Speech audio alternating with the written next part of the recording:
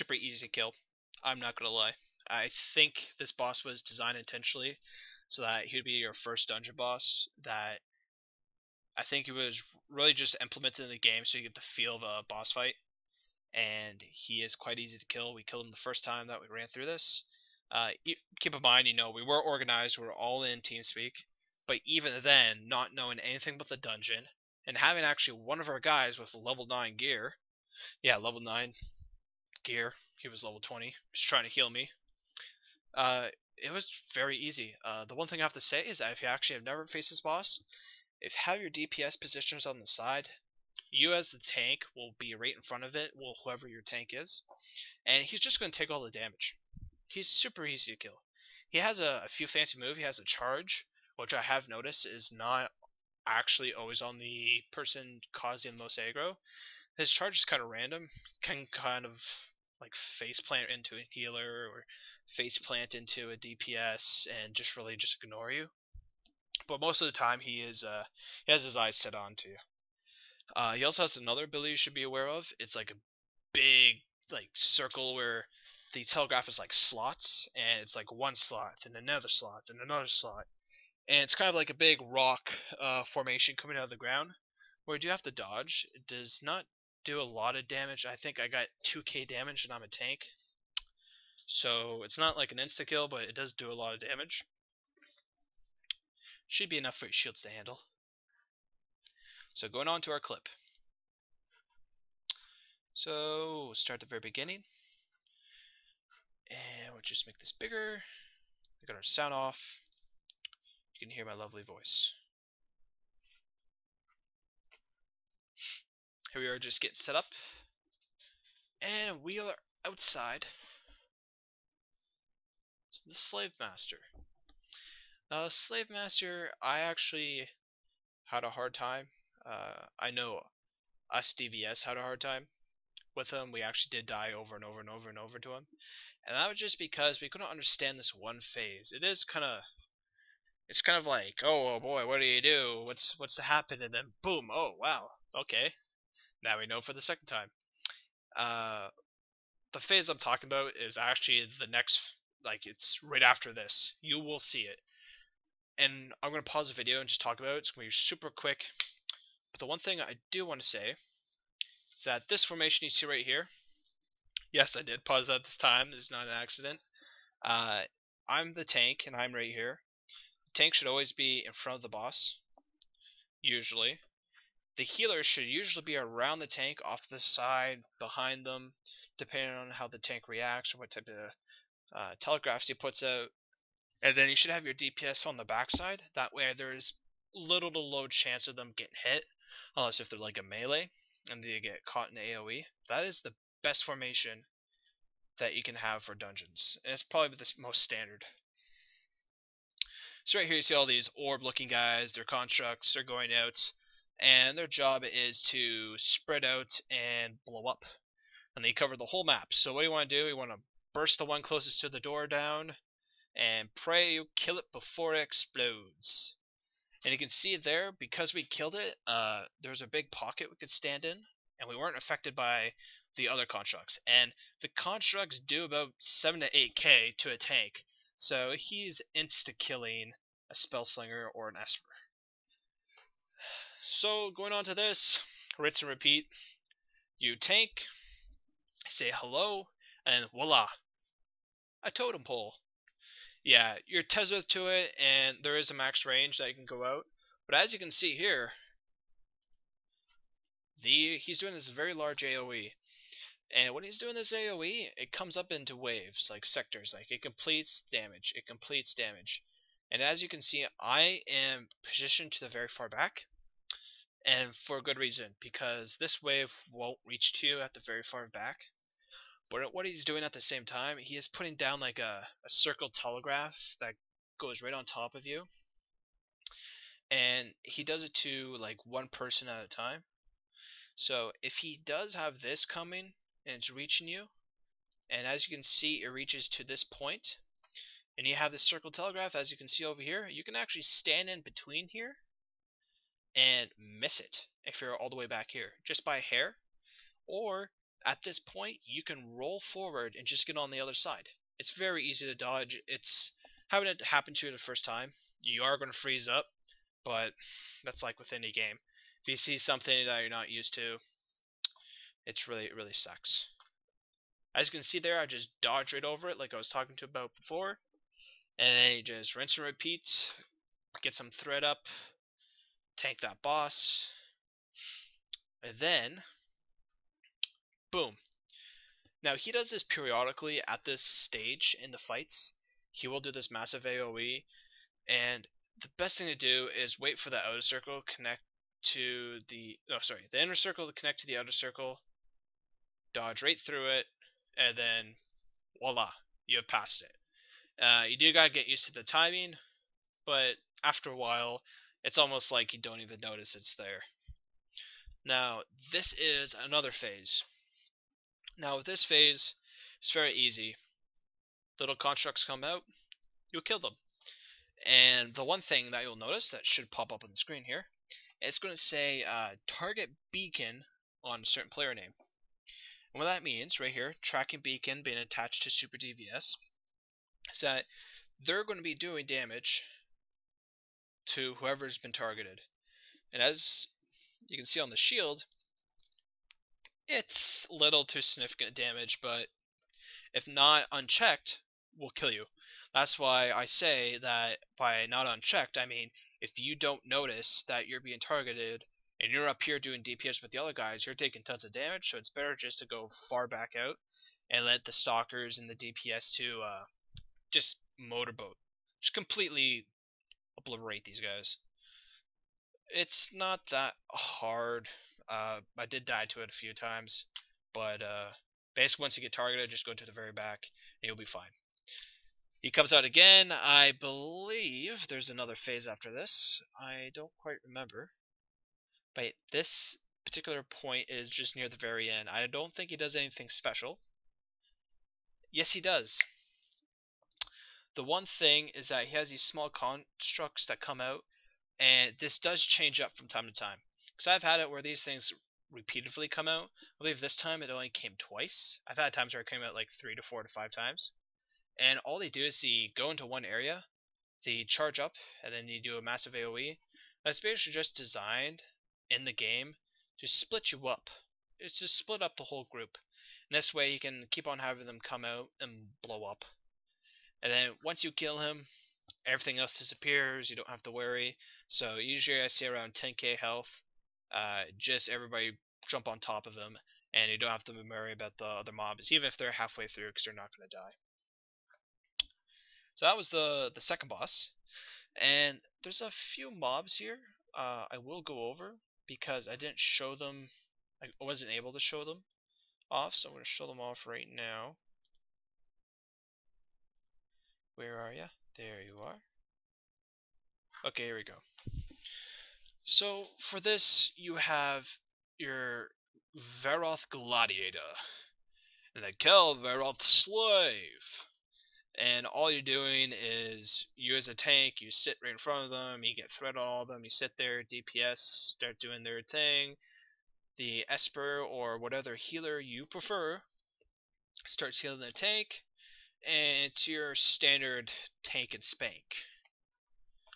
Kind of textbook. You sit there, mob attacks you, you attack it. As you can see here, we have a Beastmaster with 2 Warhounds. It's always one Beastmaster, 2 Warhounds, and the Warhounds, I find they're kind of unpredictable. Sometimes they stay around the Beastmaster. I guess it's really kind of changes up. But the best thing to do is just to get your position down as a tank and try to get as many mobs under your threat as possible. The one thing I can say is that yes, you can lose threat. You could probably get 2 out of the 3 that you're aggroing. As long as your other teammates aren't taking too much damage, it's not that big of a problem because they can kite.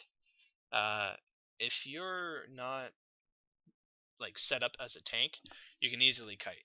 Because I can just get a hold of aggro and keeping them on top of me. And actually, one of the best things to do is actually position yourself so your tank can grab the aggro. So all I really want to say about this little section. And then if we skip across, Making our way towards the final boss. Here is another Beastmaster with the Warhounds. I believe... Do we go after this Necro? No, we skip it. Skip the Necro.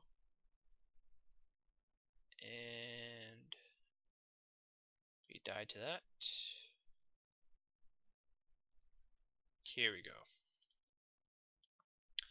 Now, the Dark Witch, I call her Necro, she has this debuff, and this debuff will just kill you, just flat out kill you.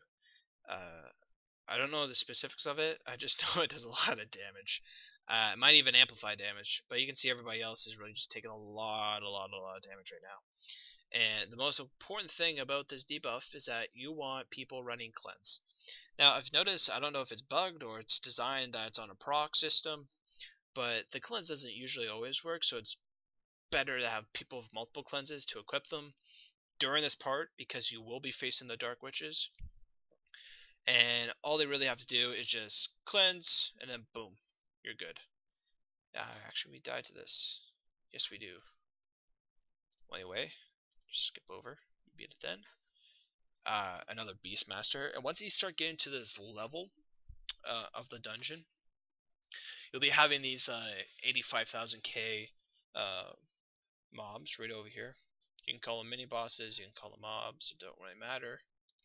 I call them mini bosses. I think they're kind of cool to actually have in the system. Here we go. A battle ward. Yeah, they're very textbook.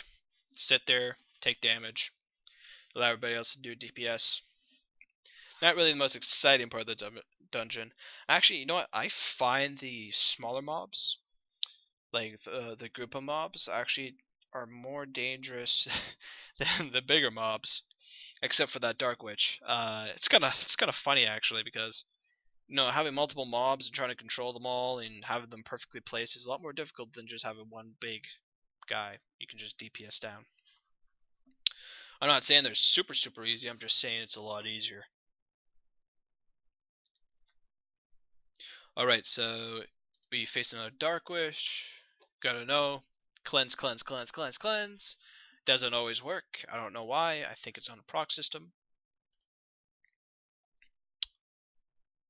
Resing a fellow ally. I will save you. Now, we go to this a couple times and die. It does suck, but it's going to happen every single time going against him. I noticed that if you mess up once, that's kind of it for this boss, because he has a lot of phases and a lot of very important parts of these phases. As you can see, here's one right here. But I'm going to get to the start of the ending. How ironic. The start of the ending. This should be it, right? Yes, it is.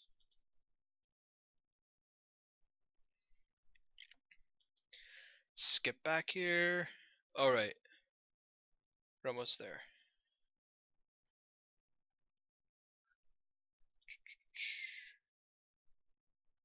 Here we go. So going up, we're meeting everybody. And then right here, you're going to walk, and I think it's roughly when you get about halfway, the boss fight starts. So you don't have to worry about people accidentally aggroing it, because you just don't have to worry. Now, coming up to here, there's a few phases. One of the things I really want to say before this all goes down, throws down, I start commentating over the fight, because we will watch the whole fight for this. I'm not going to skip through it, because there's a lot of important detail that you can pick up from watching this. I'm going to let the audio go. I'll try to talk over the audio. I'll probably control it with the slider. Might even pause. You know what? I'm just going to pause through it. That way it's a lot easier. You don't have to pause when you're watching and take note. I'm going to pause through the phases, and then we'll do it like we did with the last boss. But I will have the audio for this. Healing this will be easier.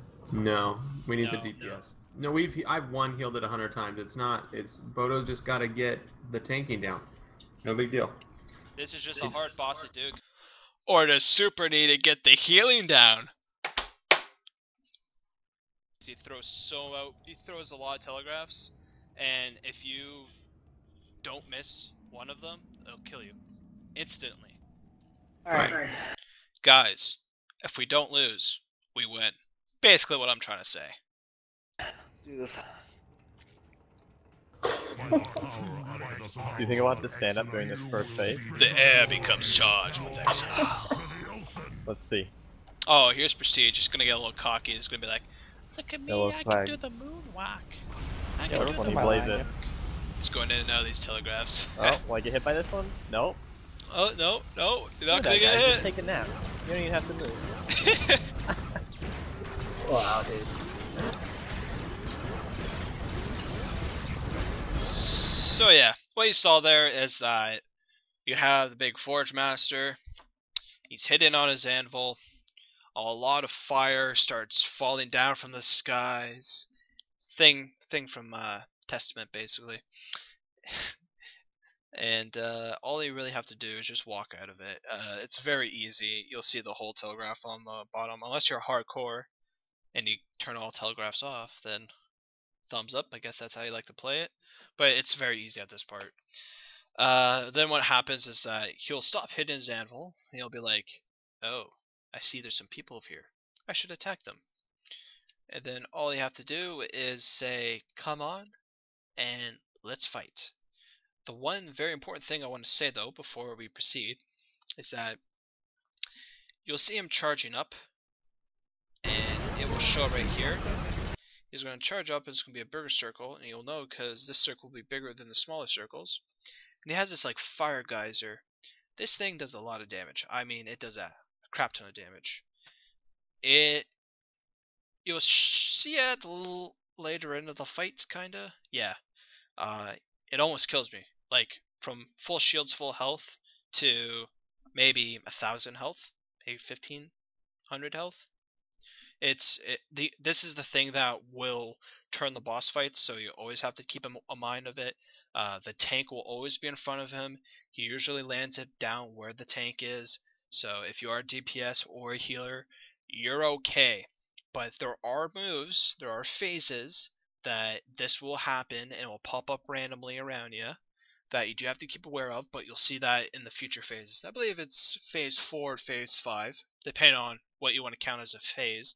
I just call it when something switches and it becomes a big AoE attack to him just normally attacking. So here we go. Oh, I'm taking damage. You got aggro. No orbs, no orbs. So right here, he's doing this big charge up, basically. He's Goku, guys. He's freaking Goku. He is doing the Kamehame. 3 episodes pass by. He gets closer, and what he's doing, he's charging up. He's collecting his chi, and this chi is in the form of fiery balls. Yes, that's right, fiery balls. And all you want to do is that you want to have everybody roughly spread out. You just collect all the fiery balls, and not only are you going to get a damage buff, but he's not going to get the damage buff, which is awesome, because when I see this guy with 6 balls, fireballs, he hits like a Mack truck. I think the most I've ever seen him done to me is about 4k damage to 5k damage with a single attack, and that wasn't even the fire geyser. Like, the fire geyser would just be an instant kill. His actual auto attacks were doing that much damage to me, so it's very important you get these orbs to beat him.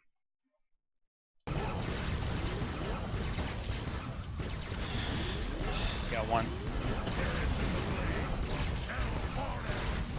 I got him on my bot. Get away from me. I got him on my bot. So here we are, we're just damaging him. I'm starting to get in a really bad spot right now. Throwing out my bots. Yep. He's placing these geysers down, and what I try to do as a tank, you should probably tell your tank this, is that I try to lead them in the line so that those geysers will fall in a line. So it's very easy for my rest of my teammates to kind of like dodge and go around them. So you don't want to cut your teammates off, but you want to kind of like how I did right here. I've basically placed the fire geysers in a type grouping, and that's just making the map around me a lot bigger. And it's kind of hard, but a little easy to do this. All you really have to do is pace him around a circle. And when you see him starting to charge up, you just step to his side a bit, and boom, he places it right there. I get the orbs. Here's the other charge up. You get the orbs, walk around, you say, oh, those are going right through the fire. Juicy buffs. Yep, Just stand on the edge juicy of the buffs. fire, you can grab them. And look at that. He has no orbs. He's pretty much powerless, but he can still do damage. For every orb is a 3% damage increase, depending on him or yourself. Alright, get back. And here he goes. He's going back to his anvil. And this is my favorite part. This is my favorite part. As you can see here, he's gone back to his anvil, and he is throwing saw blades at you. That's freaking cool. Not only are these saw blades, they're on fire. Fire saw blades. Awesome. That's better than hot dog vision. Let's be serious. So yeah, basically at this point, if you're in TeamSpeak, or if you're a super fast typer, which I am not, you basically want to say, get the hell out and get to the very back, the very starting of where you come in, because the saw blades will start to spread out like a lot, like really noticeable, and you can easily dodge and weave your way through them. I do think these are kind of bugged a bit, because you'll notice I take a few hits directly and it doesn't do any damage. Like, what? I don't know, it's because I'm a Chua. I do know even on the Chua the hitboxes are the same, but you'll see what I mean. Oh, we got hit. Not me, because I ain't got no fucking health. If I get Okay, hit, I'm no done. damage there. No damage there, damage there. I didn't get it Damage once. there. I got hit twice. I think I got hit 5 times, but 2 of them count as damage. It's Time to take a nap. kind of weird. So yeah, you pull him out. It's getting kind of close to the end. I think it's about 70k, 60k. It's officially near the end. There's one more phase. Orbs. Watch out for saws. This is it. So basically he's calling his orbs, just like before he's calling his orbs, but he's doing the whole buzzsaw of fiery death thing and throwing them in a big AoE. Because it is a big AoE, they're really like placed out a significant amount, so it's actually kind of easy just to dodge through them and just walk through. I think I actually just ran through them the most time and dodged a few. Like, that's how spread out they are. It's quite easy to do. So you see here, does he get one buff? Oh no, he doesn't get any of them. Oh! As you can see there, that was that fire geyser I was telling you about. I think I almost had full shields, and I had completely full health, and I literally just survived by the nick of my own skin. Basically what I did, I popped my own potion. I got the heal from my Esper, he did his massive absorb, and I just survived. All heals, I need all heals on tank. I call for all heals here, I get We got him, boys, we got him, pushed boys. back up, I notice, oh look at that, Oh yeah. 15k, he's dead. And once a boss gets to 10k, don't have to worry about. You don't have to worry about any type of damage he's going to put out and kill you, because once he gets to 10k, I think 2 DPS and a healer, which probably only has 1 damage ability, could kill it easily. So I usually just go all in. All in. So yeah, that was the dungeon run in a nutshell. I didn't get through all the mobs today. They're really super easy just to figure out yourself. I thought I would show off a few, just to kind of like give you hints on techniques and stuff like that, and just like aggro control in general, and like you got to see how you can have a group set up, like in position wise. And the one thing I will say, which is very important, especially when you're doing a 5-man organization, is that if you're gonna have medics are very good as healers. but also DPS, tell them to go DPS, because if you want a healer in this specific dungeon, you want an Esper, because most of the damage is going upon your tank. Almost the whole entire time, because I do have a mod, I was looking at the damage dealt to players, and I would say about 95% of the time I took significantly the most amount of damage. So as long as you have an Esper putting large heals on your tank, you'll be fine in this dungeon. I have to say a Stalker, by far for DPS, Stalker, even having another Esper, we had 2 medics and we were perfectly fine. I knew that one of them was spec to full healing gear, and he still did quite a bit of damage. So it's one of those dungeons where most of the playmaking will come out of your healer and your tank, but at the same time, if you have no massive DPS, it's just going to take longer and there's more time for the bosses to put more damage upon you. So strong tank, strong healer, mediocre DPS for this dungeon. I personally give this dungeon, first time that I ran through it and played, I give it a 10 out of 10. Best level 20 dungeon I've ever played. I have WoW and I have Star Wars. Like, comparing Star Wars and WoW, I think this is the best level 20 boss in general I've ever actually faced. So yeah, I hope you enjoyed the video. I think I've been rambling on for quite a long now. If you do want to join us in Wildstar, all I have to say is go to our website. It's www.dvsgaming.org. And you can sign up, check on the forums. Our TeamSpeak information is on the forums. So the only way to grab that is by joining. And shoot us in the Wildstar channel. Just shoot down and just say, hey, I'm here to join.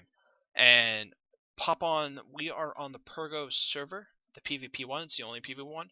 And we are looking to pretty much explore all the paths in the beta. We're having people run the dungeons. We're having people talk about builds constantly, talking about trade skills. Really, if you have any questions about the game, you can always ask any one of us. Even if you are looking for good material, like just like good insight knowledge about generally what to do. I'm not talking about specifically Wildstar, but I mean tanking in general. We have a lot of veteran World of Warcraft players and raiders, so we have tons of resources expendable to everybody. But thanks again. I'm going on about nothing right now, and glad to share this with you guys. See you again. I wonder if I'm having fish tacos.